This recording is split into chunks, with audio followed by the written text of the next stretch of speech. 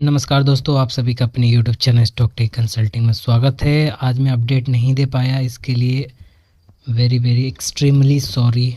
मैं क्यों नहीं अपडेट दे पाया, मैं आपको सारी बातें बता देता हूँ। एज अ ट्रेडर क्या मेरे पास बीता है वो मैं आप लोग को बता देता हूँ।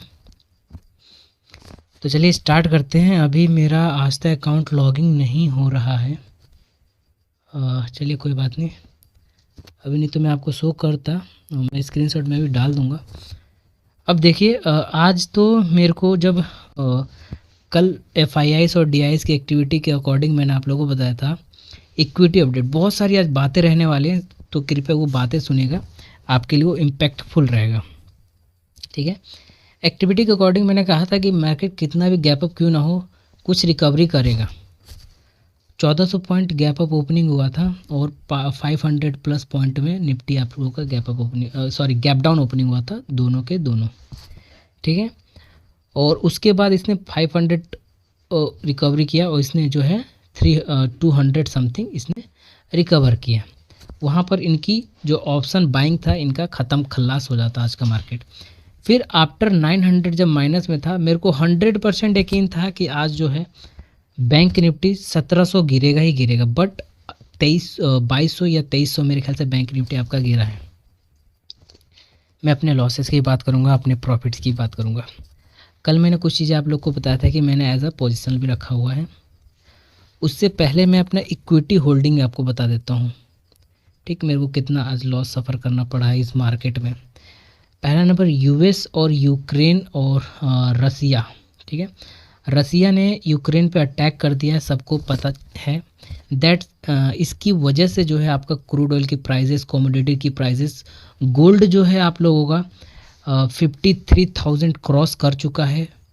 ठीक है, जैसे कि आपका कोविड में वो 63 के आसपास चला गया था, 56 के आसपास चला गया था, तो अभी 53,000 क्रॉस करके 300 समथिंग पे गोल्ड 10 ग्राम का कमोडिटी चला गया है। एंड उसके बाद ऑयल प्राइजेस भी इंक्रीज़ हो गए हैं, डॉलर भी इंक्रीज़ हो गया है। इसके बीच में आपका जापानीज़ क्यों आज इंक्रीज़ हुआ, उसके बारे में भी लॉजिक वाइज बात करेंगे। बहुत सारी बातें रहने वाली है। तो कमोडिटी प्राइजेस आपके इंक्रीज़ हो रहे हैं, इक्विटी मार्केट आपका फॉल कर रहा है, बहुत सारी बातें रहने वाली, सो दैट कि आप लोग यहाँ पर बने रहें।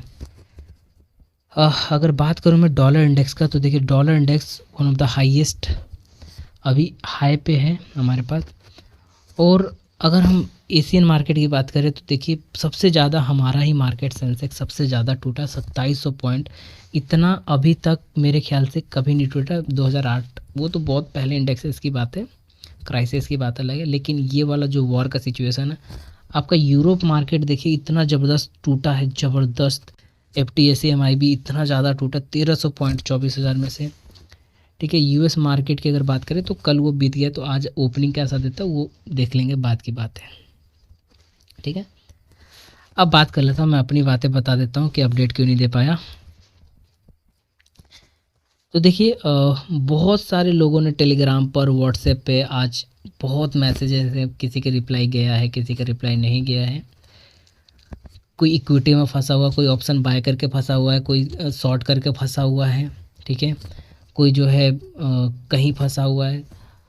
तो कहीं ना कहीं अगर आज के टाइम पे अगर मैं उनको रिप्लाई नहीं करता, रिप्लाई नहीं दिलवाता, तो सिंपल सी बात है, सामने वालों को लगता है कि र्यूड चल रहा सब कुछ। ठीक है, तो एक तो उन लोगों का मैंने रिप्लाई किया, अच्छा खासा सबका रिप्लाई मैंने दिया है। ठीक है, और उस टाइम के बिटवीन में मैंने खुद का ट्रेड किया है। ठीक है, मैंने खुद का ट्रेड किया है, किसके अंदर, रिलायंस का पुट के अंदर ट्रेड किया है। श्री सीमेंट का मैंने लॉस बुक किया है, गेल इंडिया का मैंने लॉस बुक किया है।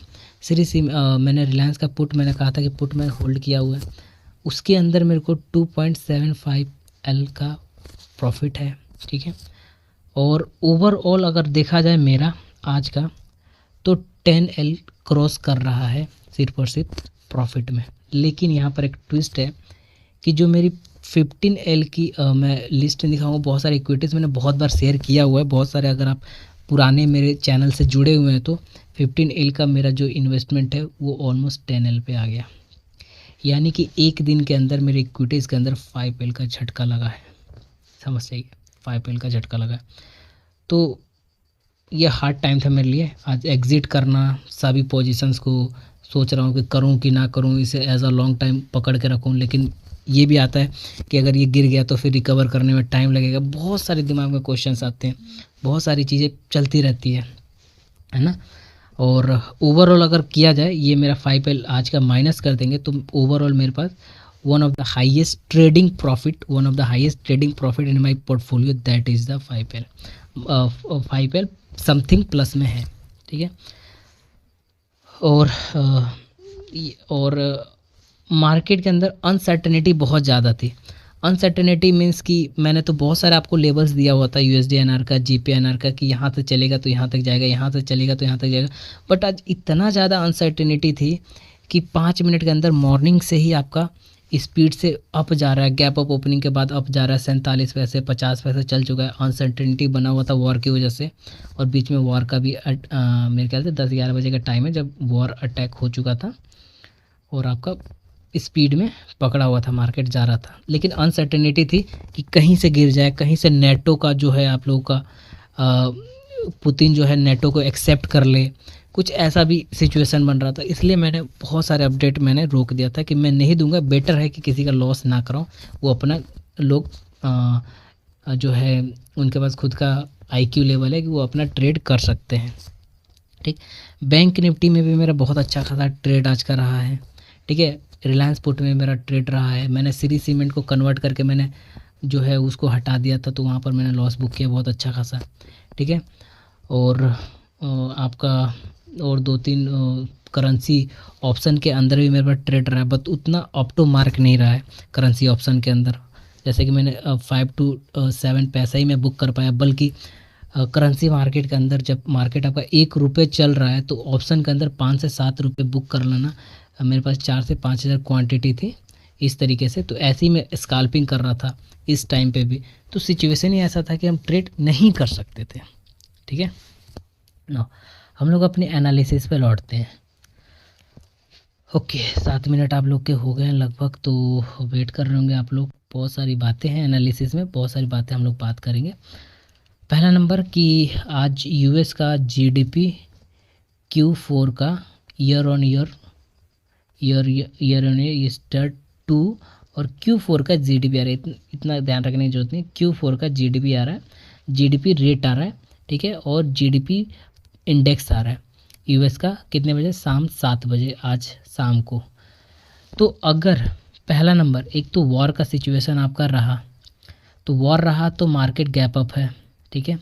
प्लस अगर GDP आपका अच्छा रहा, US का रेट अच्छा रहा, तो आपका USD/INR अप है, ठीक। और बहुत सारी करेंसीज आपके बुलिस नज़र आएंगे। बुलिस इसलिए क्योंकि आपका अमूमन जो है FIS करेंसी बाय करते हैं, और जब भी US के साथ कुछ लफड़ा वगैरह किसी कंट्रीज़ का होता है या फिर वॉर वगैरह की सिचुएशन आती है। मैंने लॉजिक बात किया था किसी और वीडियो में, आप जाके उसे देख लीजिएगा ऐसा क्यों होता है ना। हम लोग एक एक करके के करेंसी के बारे में पढ़ लेते हैं। तो करेंसी यहाँ से आपका यहाँ तक चला है, कोई लॉजिक नहीं बनता एनालिसिस करने का। पहला नंबर बताऊँ तो इतना मार्केट चला भी गया, फिर भी मैंने इतना कम ट्रेड किया यहाँ पर, है ना। तो लॉजिक नहीं बनता इवन दैट मेरे को यहाँ पर बोलने का करेंसी के अंदर, लेकिन फिर भी मैं आपको कोशिश करता हूँ, कुछ चीज़ बताऊँगा। ओके, 76.04 अगर इसके ऊपर सस्टेन करता है ना, तो आप एक बुलिश लेवल अगेन आप एक्सपेक्ट कर सकते हैं। कहाँ तक, तो 76.21 तक का। डाउन साइड की अगर मैं बात करूँ 76.80 74, ठीक है, सॉरी 75। आज वैसे ही पूरे दिन भर में दिमाग काम नहीं कर रहा है, और कल भी मैंने डबल और वीडियो बनाया था। 75.80 अगर इसके नीचे जाता है तो ही सेल हो सकता है, अदरवाइज सेलिंग का भी जोन नहीं है, क्योंकि आपको पता है रसिया यूक्रेन का मसला, ठीक है ना। तो मसला जब भी होता है, एक मैं आपको किस्सा याद दिला देता हूँ। जब डोनाल्ड ट्रंप इज़राइल, या फिर इज़राइल नहीं था, इराक वगैरह, ईरान वगैरह कहीं पर बमबारी किया था 2019 2020 या 19 के आसपास में, तो उस दिन मैंने कई बार डिस्कस किया है कि 2 पैसे की जो चीज़ है वो 50 पैसे में कन्वर्ट हुआ था, जैसा कि आज हुआ है, ठीक। तो ये सिचुएशन दोबारा ऐसा ही है। तो इसके नीचे जाएगा तो सेलिंग के लिए सोच सकते हैं, अदरवाइज सेलिंग के लिए अभी नहीं सोचना। इसके नीचे जाता है तो सेलिंग के लिए आप सोच सकते हैं विद लेवल कहाँ तक, तो 75.67 के आसपास, और इसके नीचे 58 तक में भी फॉल करे। अभी तक के लिए तो वॉर का सिचुएशन बुलिश। अब देखते हैं जापानीज एनआर आज मैं कंसीडर कर रहा हूँ ऐसा इसलिए। और ये देखिए, ये मैं आपको पहले बता दूं कि ये मैं जो एनालिसिस कर रहा हूँ ये मार्च का फ्यूचर है, जितने भी करेंसी है मार्च का। और आप स्टॉक यूज़ करते हैं तो 29 मार्च की एक्सपायरी है, और जीरोधा यूज़ करते हैं तो आपका ओनली मार्च शो करके आएगा, आप वहाँ से इसे अपने बास्केट में रख सकते हैं। तो जापानीज एनआर देखिए, जब भी यूएस, सभी को पता है कि 6 अगस्त और 9 अगस्त हिरोशिमा और नागासाकी पे लिटिल मैन, फैटमैन और लिटिल बॉय करके कुछ बम बारी किया था, बम का नाम था आई थिंक। तो कभी भी जब भी अमेरिका में कुछ भसड़ होता है तो जापान वाले बहुत ज़्यादा खुश होते हैं। ये सेंटिमेंट 1945 से चलता हुआ आ रहा है, ठीक। तो जब भी अमेरिका के साथ किसी का लफड़ा होता है ना, तो अभी अमेरिका खैर लफड़ा में कूदा तो है नहीं, लेकिन अगर कूदेगा तो इनकी और खुशी होती है और ये और ज़्यादा अपनी चीज़ों को बाय बाय करते हैं। तो यहाँ पर आपका लॉजिक यहाँ पर है जापानीज एनआर का, तो वो खुश है, लड़ो उधर वाले कंट्रीज़, क्योंकि वैसे जापान और 1947 जय हिंद फौज, बहुत सारा हिस्टोरिकल मैटर है इसके ऊपर जाने का, खैर हम वहाँ पर नहीं जाएंगे। बट आपका ये जापानीज एनआर बुलिश है आज के लिए, बस इतना समझिए। और अपर लेवल आप लोगों का जो जापानीज एनआर का है वो है आपका 66.29। इसके ऊपर जाता है तो अपर लेवल एक्सपेक्ट कर सकते हैं 40 तक के लिए, और अपर लेवल तक जाता है तो 46 तक के लिए आप एक्सपेक्ट कर सकते हैं।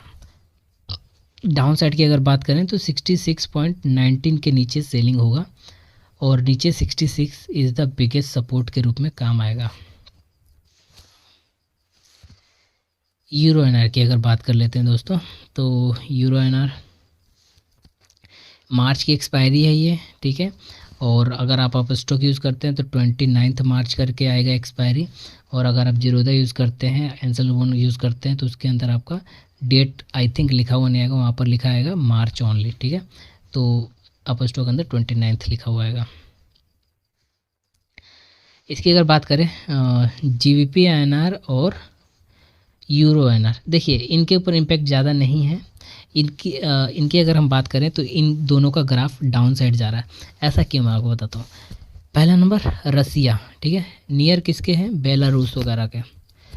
एंड उसके बाद जो आप लोगों का बेलारूस से हमला भी किया इसने, अटैक भी किया।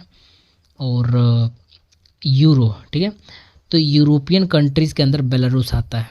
आई थिंक मेरा मैप उतना कमज़ोर नहीं है, मैं बहुत अच्छा एटलस में रहा हूँ, तो यूरोप जोन का जो है उधर आता है, ठीक है। और यूरोपियन कंट्रीज़ में सच ऐसा कुछ नहीं है इम्पैक्ट एक्सपोर्ट इम्पोर्ट का कि इनके ऊपर ज़्यादा फ़र्क पड़ेगा, ठीक है ना। क्योंकि हम लोग इनके अंदर ना क्रूड ऑयल वगैरह एक्सपोर्ट इंपोर्ट होता है, ना ब्रेंट वगैरह आता है, ब्रेंट वगैरह नहीं निकलता, तो इनके ना सोना वगैरह का ना मतलब कमोडिटी का ज़्यादा यहाँ पर के माइंस वगैरह भी नहीं है, तो इनके ऊपर ज़्यादा हमें इम्पैक्ट देखने को जापानीज यूरो एनआर और जीबीपी एनआर के ऊपर हमें नहीं दिखा है। तो आपका पेयर भी उसी तरीके से रिएक्शन दे रहे हैं, ये सिर्फ और सिर्फ रिस्पेक्ट कर रहे हैं कि जिधर दिशा में जा रहे हैं उधर उस दिशा में निकल जाओ, बस हमें ज़्यादा लेना देना नहीं है ना। तो यहाँ पर आप लोगों का है कि अगर 84.96 के अबो जाता है तो आपकी बाइंग बनेगी, ठीक है। और अगर बाइंग बनती है तो 85.21 तक की आपकी लेवल बाइंग बनेगी।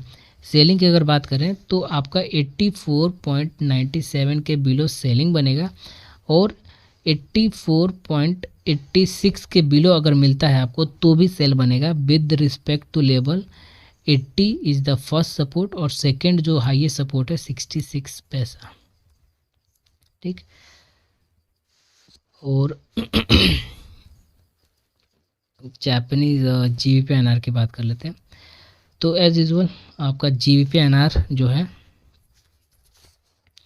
एक रेंज में कारोबार कर रहा है। एक ये रेंज टूट जाए, या तो ऊपर रेंज टूट जाए नीचे टूट जाए, तो आपको एक मिलेगा अपसाइड का मोमेंट। तो अगर ये ऊपर जब रेंज टूटेगा तो आपका रेंज यहाँ पर निकल के आता है, ऑलमोस्ट आपका रेंज निकल के आता है यहाँ पर 92 का, यानी कि 101.93 ब्रेकआउट हो तो आपको अप साइड में एक लेवल निकल के आएगा, और नीचे के साइड में आपका 101.76 अगर ब्रेक डाउन हो तो आपको एक नीचे का लेवल निकल के आएगा। नीचे का जब लेवल निकल के आएगा तो 58 तक यहाँ तक सेल होगा, और ऊपर का जब ये लेवल निकल के आएगा तो 102.14 तक पहला बाइंग बनेगा, और दूसरा बाइंग 33 तक जा सकता है। ठीक है, होप सो ये वीडियो आपको अच्छा लगा तो लाइक करेगा, शेयर करेगा, सब्सक्राइब करेगा चैनल को। और आज के लिए अपडेट ना देने के लिए तहे दिल से सॉरी बोलता हूँ, क्योंकि बहुत ज़्यादा अपने कामों में मैं बिजी हो गया था।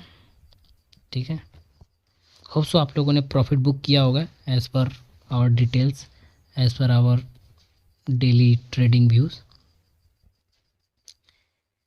ठीक है दोस्तों, चलिए दोस्तों, जय हिंद। प्रदीप आस्था वालों को कॉल लगा फट